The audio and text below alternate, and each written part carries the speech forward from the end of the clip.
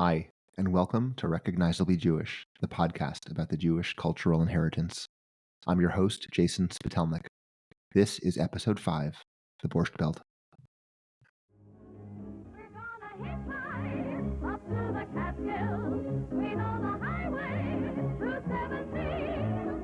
We're gonna hitchhike up to the mountains, up to the finest resorts we have seen. Welcome to the Concord Resort Hotel. It's a Saturday night in July 1963. You're dressed in your evening best, and you're finishing a 4-course kosher dinner in a beautiful resort hotel dining room with hundreds of other glamorous people.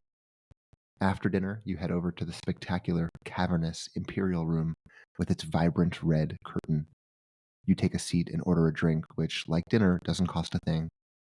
The curtain opens, and the world-famous comedian and television star Milton Berle walks on stage to tremendous applause and entertains the audience of 3,000 people for an hour. As you laugh and enjoy your drinks, you have the happy thought that you are sitting at the center of the Jewish cultural universe. After the show, as you head back to your room under moonlight shining against a mountain backdrop, you're already thinking about tomorrow's all-you-can-eat breakfast, poolside drinks, and good times with friends and neighbors. How did it happen that a particular slice of upstate New York came to be the premier Jewish vacation destination for most of the 20th century? And what was its impact on Jewish culture and popular culture writ large? Before I answer, let me ask a favor of you. Please subscribe to and rate the podcast wherever you listen, on Spotify, Apple Podcasts, or elsewhere. It only takes a second, and it really helps promote the podcast to a wider audience. You can find links to our social media on our website, www.recognizablyjewish.com. And if you like this episode, please share it on your own social media and directly with your friends, families, and Jewish communities. With that out of the way, let's dive in. Part 1. Before the Jews. Sullivan County sits on New York's border with Pennsylvania. Ulster County is immediately to its east. Their southernmost county lines are about 90 miles from Times Square. Prior to the American Revolution, the area was inhabited by the Lenape and Mohawk peoples. At that time, the area was densely treed. German and Dutch immigrants built a logging industry there that produced a lot of the wood used to build New York City and Philadelphia in the 18th and 19th centuries. When deforestation made logging less viable, the tanning industry took over. There's apparently an old saying that the Civil War was won with boots tanned in Sullivan County. As railroads proliferated in the second half of the 19th century, the area became popular as a tourist destination for fishermen, hunters, writers, artists, and many people just looking for a temporary respite from New York City. Speaking of New York City, in the late 19th century and early 20th century, over 2 million Jews arrived in the U.S. from Eastern and Central Europe. Most stayed in New York, and many settled in the crowded tenements of the Lower East Side and Brooklyn. The urban jungle of New York was shockingly different than the shtetl communities many of the immigrants had left. While most stayed in the city, some, particularly some of those who had been farmers in the old country, looked for greener pastures. They found support from the Jewish Agricultural Society, an organization backed by the German Jewish philanthropist Baron Moritz de Hirsch. De Hirsch, motivated by the belief that Jews would assimilate better as yeoman farmers, funded Jewish agricultural resettlement efforts across the globe, including in Europe, Argentina, the US, and eventually Palestine. Approximately 2,000 Jewish families bought farms in Sullivan and Ulster counties and set out to make an agricultural living. It's time for today's Yiddish phrase. See if you can figure it out. I'll reveal the meaning at the end of the episode. Oib die Bubby wollt gehat aboard, wollt sie geben a Zadie. Part 2. From Farms to Bungalows.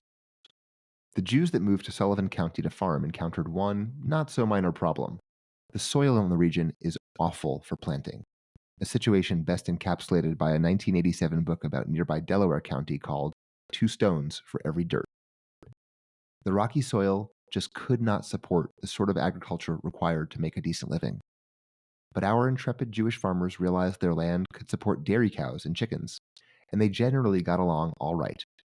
It wasn't very lucrative, but they managed. Meanwhile, life in the city remained difficult. In the unthinkably crowded conditions of the Lower East Side, influenza, polio, and especially tuberculosis outbreaks were common. Summers were hot and humid. City dwellers associated upstate New York with cool, clean, healthy air. In fact, there had been several tuberculosis sanitariums in the Catskills region in the 19th century. The problem for Jews seeking a country escape was that there was nowhere to go. Hotels and resorts at the time routinely advertised no Jews allowed or Hebrews need not apply. The solution, it turns out, was the Jewish farmers of Sullivan County. They began renting rooms to friends and family members from the city, providing room and kosher board for a modest fee. Word spread quickly. As it became clear that there was real demand, some farmers converted existing farm buildings into what became known in Yiddish as kuchelanes. If you listen closely, you can hear that kuchelane sounds like cook alone. And in fact, that's what it meant. It was a small structure with a few bedrooms and a communal kitchen and bathroom. It meant that the farmers didn't have to cook for their guests, which meant more money in their pockets. Demand continued to increase, and the farmers built more rooms, both kuchelanes and standalone bungalows, where guests didn't have to share a kitchen or a bathroom with other guests. Part 3. The Rise of the Resorts. The farming families that transitioned to hospitality at the time included the founders of what would become two of the largest and best-known resorts in the area.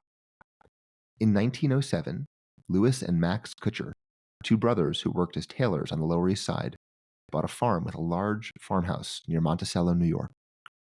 The farming was terrible, and they soon were making more money from renting rooms in the summer than from farming. After serving in Europe during World War II, Louis's son Milton returned home and set out to grow the family business into a preeminent resort and country club. Bungalows and farmhouses were fine in the summer, but Milton wanted to create a truly year-round hotel operation. A large main hotel building opened to guests in 1947. More wings and top-notch amenities soon followed: condos, pools, lake beaches, a golf course, an ice skating rink. Milton believed that sports were good for his guests and good for business. Legendary Boston Celtics coach Red Auerbach was the resort's athletic director in the 1950s. Basketball Hall of Famer Wilt Chamberlain worked as a bellhop when he was 17. Muhammad Ali, Floyd Patterson, and Leon Spinks trained for major boxing matches at Kutsher's. Soon after Louis and Max Kutsher bought their farm, Polish immigrants Selig and Malka Grossinger, with support from the Jewish Agricultural Society, bought a farm in Ferndale, New York. They too soon began taking in paying guests. In 1919, they sold the farm and bought a larger property nearby. Their daughter, Jenny Grossinger, served as the hostess. Like Milton Kutsher, Jenny had a grand vision. Over time, she expanded the resort to over 35 buildings, with a wide range of typical amenities, plus its own airstrip, ski slope, and post office. At its peak, Grossinger's hosted over 150,000 guests each year. Kutsher's and Grossinger's were two of the biggest resorts in the area, but they had plenty of competition. It's estimated that in the region's heyday in the 50s and 60s, there were over 500 hotels and more than 50,000 bungalows in Sullivan and Ulster counties. For context, present-day Las Vegas has about 300 total hotels in the metro area. As I've mentioned before, until I get started with proper advertising, I'm shouting out businesses and organizations I admire. Today I want to recommend Apeloig Collection, where sisters Daniela and Gabriella Apeloig are creating Judaica products that honor Jewish rituals while paying tribute to a sleek, modern design aesthetic. The brand's products are designed for the contemporary family who chooses to celebrate traditions in style. I'm a particular fan of their oil menorah. You can find all of their products at apeloigcollection.com. That's APELOIG collection.com. I'll include the link in the show notes. Part 4. Eat, Drink, and Be Merry. Club Med, which opened in 1950 in Spain, is widely credited as the first all-inclusive resort hotel. But it's likely that by that point, at least some of the big Catskills resorts had already been including 3 meals a day and entertainment to the cost of the room. Food was absolutely central to the mid-20th century Catskills vacation experience. The region went by many nicknames, including the Jewish Alps. But the one that stuck Borscht Belt, coined by Variety magazine editor Abel Green, is an homage to the cold beet and potato soup that was a staple of the resort kitchens. The dining operations were kosher. Breakfast and lunch were typically milchig or dairy, and dinner was typically fleischig, that is, meat. Friday nights, tables would be set with wine, challah, and candles, and often the brachas, the blessings, were set over the PA systems. In addition to being kosher, the menu was usually recognizably Jewish, replete with Ashkenazi comfort foods. But typically it also included tastes of other cultures, whether Chinese, Italian, or whatever the fad was at the time. Above all, the food was abundant. Guests were permitted to order as many dishes as they wanted. For the children of impoverished immigrants and survivors of the Great Depression, all-you-can-eat food was the epitome of a luxury vacation. Take the trope of the Jewish mother offering another helping. Now scale it to thousands upon thousands of diners every day. The Borscht Belt is named after food, but the thing it was, and still is, best known for was the entertainment. The proximity to New York meant that acts could do shows in the city immediately followed by shows in the Catskills. That drew musical acts like Duke Ellington, Louis Armstrong, Edie Gourmet, Tony Bennett, and Barbra Streisand. Famously, it also drew comedians. I want to tell the story of one of those comedians. Melvin Kaminsky was born in a tenement in Brownsville, Brooklyn in 1926. He grew up in Williamsburg. When he was 14, Melvin had a summer job doing poolside entertainment at the Butler Lodge in the Catskills. He planned to go to Brooklyn College to study psychology, but was drafted into the army in 1944 and served in France. When the war ended in Europe, Melvin joined the Special Services as a comic, touring army bases. After returning home to Brooklyn, he headed straight to the Catskills and found work as a drummer and pianist in various resorts. When a regular comic at one of the clubs was too sick to perform, Brooks stood in as a stand-up comic, telling jokes and doing movie star impressions. He was a hit. He eventually worked his way up to the job of Tumler at Grossinger's. In the Ashkenazi tradition, a Tumler was a sort of comedic master of ceremonies at weddings and other celebrations. His job was to get the guests engaged, get them dancing. In the Catskills, the job was part physical comedy, part social director. Some were known for participatory games like Simon Says. And being a Tumler at a big resort like Grossinger's was a jumping-off point for many up-and-coming comedians. This particular Tumler, Melvin Kaminsky, soon changed his name to Mel Brooks. The Borscht Belt hosted so many other comedians with similar stories. Rodney Dangerfield, born Jacob Cohn.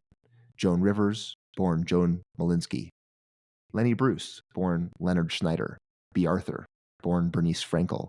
Jackie Mason, born Yaakov Moshe Maza. Buddy Hackett, born Leonard Hacker.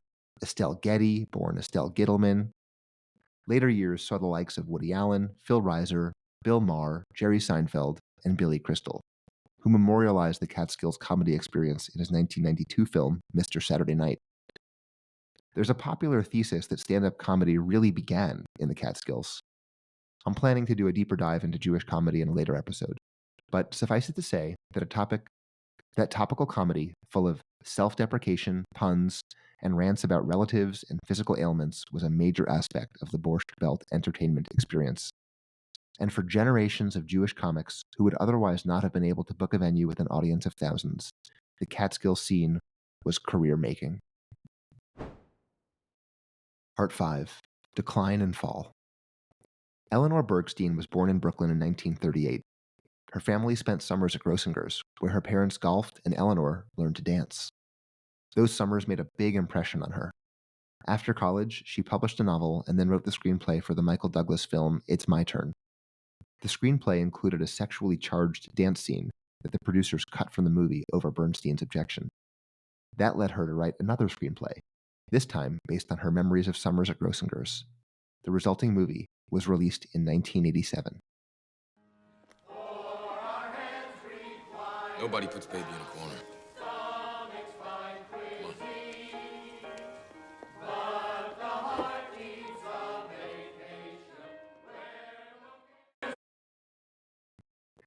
Dirty Dancing is easily the most famous work of art to memorialize the Borscht Belt in its heyday, when it was the social epicenter of American Jewish life in a way that will probably never be replicated. The fictional Kellerman's is inspired not only by Grossinger's, but also by the other large resorts of the area, including Kutchers, the Concord, and the Nevele. They were places where families spent summer after summer. They were places where people met their spouses. They were magical escapes. When Dirty Dancing was released, the Borscht Belt was, at best, a shell of its former self. Grossinger's closed in 1986. The other resorts held on for longer, but they hadn't been the same since the 70s. Everyone has a favorite theory about the decline and death of the Jewish Catskills, but the reality is that there were lots of reasons. The Civil Rights Act of 1964 prohibited discrimination on the basis of religion. While anti-Semitism of course persisted, by the 70s Jews were highly assimilated and could generally travel where they wanted and stay at any hotel. Jet engine-based commercial air travel debuted in the late 1950s, substantially opening up vacation options, especially international trips, to Americans. Demographic factors also played a role, with many New York City Jews moving to the suburbs or leaving New York for places like Los Angeles and Miami. Today, there are very few traces of the days of yore. Most of the structures are gone, falling victim to natural disasters, disrepair, and demolition. But the Borscht Belt lives on in various ways. In art, of course, like Dirty Dancing and the marvelous Mrs. Maisel. But also in the way that we still vacation today. Vegas resorts and cruise ships borrowed heavily from the Catskills resort playbook. In 2022, photographer Marissa Scheinfeld founded the Borscht Belt Historical Marker Project. With support from the Jewish American Society for Historic Preservation, the project is placing historical markers in and around the Sullivan County area. Each marker contains text about the specific area or landmark, as well as a more general paragraph, which I will read to end this episode. From the 1920s through the early 1970s, the Borscht Belt was the preeminent summer resort destination for hundreds of thousands of predominantly East Coast American Jews. The exclusion of the Jewish community from existing establishments in the 1920s drove Jewish entrepreneurs to create over 500 resorts, 50,000 bungalows, and 1,000 rooming houses in Sullivan County and parts of Ulster County. The Borscht Belt provided a sense of community for working and vacationing Jews. The era exerted a strong influence on American culture, particularly in the realm of entertainment, music, and sports. Some of the most well-known and influential people of the 20th century worked and vacationed in the area. Beginning around 1960, the Borscht Belt began a gradual demise due to many factors, including the growth of suburbia, inexpensive airfare, and generational changes. You've listened this far. Thank you. Please rate and review the podcast, like and subscribe wherever you can, and share this episode with your friends, families, and Jewish communities. Before I finish, let's not forget this episode's Yiddish phrase. Oib di Bubby volt gehat a board, volt sie geben a zedi. It means, if Grandma had a beard, she would be a grandpa. But in the off-color comedic spirit of the Catskills comics of yore, let me tell you the version my bubby used to say to me. Oib di Bubby volt gehat betzim, volt sie geben a zedi. Or in English, if Grandma had balls, she would be grandpa. With that, thanks for listening to Recognizably Jewish.